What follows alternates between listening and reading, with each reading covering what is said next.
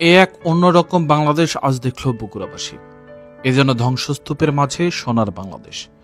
ছাত্ররা নেমে গেছে দেশ গড়ার প্রত্যয় নিয়ে, চোখে মুখে তাদের দৃঢ় সংকল্প। কয়েকজন রাস্তা পরিষ্কার করছে, কয়েকজন গাড়ি ঘোড়া নিয়ন্ত্রণ করছে, আবার কয়েকজন বৃদ্ধদের হাত ধরে রাস্তা পার করে দিচ্ছে। কেউ বা বড়দের শিখাচ্ছে ফুটপাত দিয়ে হাঁটতে। হেলমেট ছাড়া মোটরসাইকেল চালাতে দেখলে বলছে হেলমেট পরে চালাতে। সবাই হাসি মুখে মেনেও নিচ্ছে, কেউ প্রতিবাদ করছে না। এই যেন এক নতুন বাংলাদেশ। এসব দেখে মনে হচ্ছিল যতদিন ছাত্রদের হাতে দেশ, পথ হারাবে না বাংলা।